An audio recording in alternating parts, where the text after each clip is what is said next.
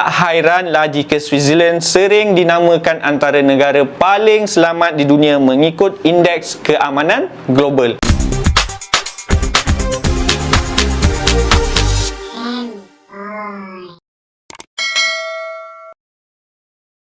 Assalamualaikum guys, bertemu aku lagi dalam rancangan Nengok TV.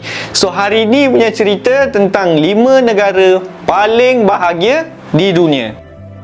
Dilaporkan dari halaman laporan kebahagiaan di dunia, 5 negara yang mempunyai penduduk paling gembira di dunia pada tahun 2022 ialah Finland, Denmark, Switzerland, Iceland dan Belanda. Petunjuk prestasi yang dinilai dalam tinjauan ini ialah keluaran dari dalam negara kasar KDNK per kapita atau yang boleh dirujuk sebagai purata pendapatan penduduk sesebuah negara. Persekitaran sosial, jangka hayat, kebebasan memilih, tahap kemurahan hati penduduk dan tahap persepsi rasuah dalam negara. Tanpa membuang masa, inilah dia 5 negara paling bahagia di dunia. Nombor 5. Belanda. Belanda atau dahulunya dikenali sebagai Holland, skornya ialah 7.46 daripada 10. Namun bagi tahap kemurahan hati rakyatnya dan persepsi tahap rasuah di negara itu yang tiada, Belanda menghasilkan markah tertinggi berbanding negara lain. Maksudnya dekat sini, penduduk Belanda sangat mempercayai sistem pemerintahan. Tinggal di Belanda dari segi pekerjaan, falsafahnya tak jauh berbeza dengan Iceland, iaitu mengamalkan keseimbangan kerja dan kehidupan.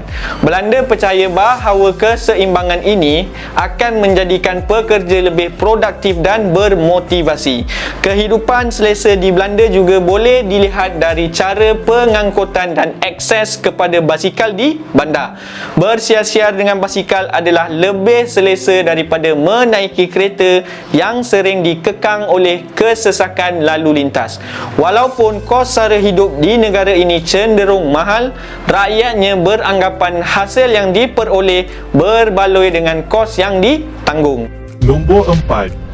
Iceland. Iceland yang terkenal dengan landscape geyser, mata air panas dan gunung berapi aktif dengan jumlah markah 7.55 daripada 10. Perbezaannya amat tipis dengan negara yang berada di kedudukan di atasnya, iaitu Switzerland. Orang Iceland mempunyai sifat mengutamakan keluarga atau menjunjung keluarga. Penduduk Iceland hanya sekitar 360,000 orang, maka tak hairanlah penduduk sering ditemui yang mempunyai hubungan persaudaraan. Orang Iceland menghargai keseimbangan dalam kehidupan dan kerja. Waktu bekerja di negara ini tak melebihi 40 jam seminggu. Umumnya syarikat-syarikat ni juga mesra keluarga dan fleksibel. Oleh itu, menjaga permit untuk urusan keluarga adalah perkara biasa dan boleh difahami oleh syarikat. Kadar jenayah Iceland yang sangat-sangat rendah, malah polis di Iceland tak membawa senjata api kerana keselamatan. Majoriti kanak-kanak dibiarkan bermain di luar rumah tanpa pengawasan. Nombor 3. Switzerland. Switzerland berjaya mendapat markah 7.57 daripada 10.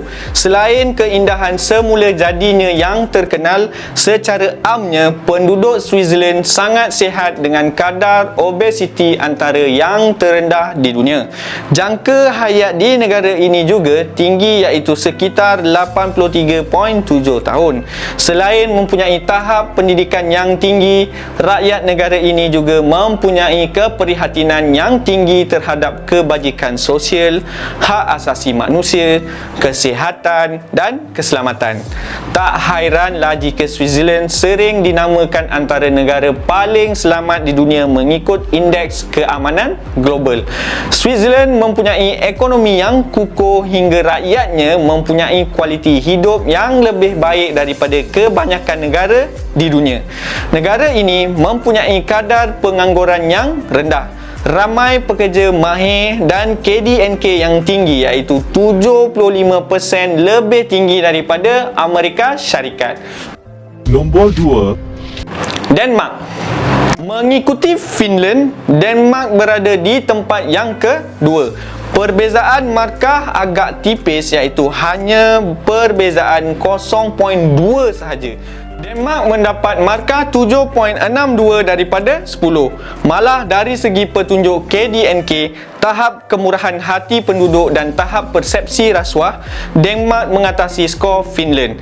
Tak hairanlah apabila diramalkan satu hari nanti Denmark boleh menewaskan Finland untuk menduduki tempat yang pertama.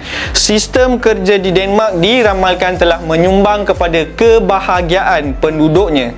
Waktu bekerja di Denmark purata 33 hingga 37 jam seminggu atau selama 5 hari bekerja sahaja dengan gaji $18 sejam.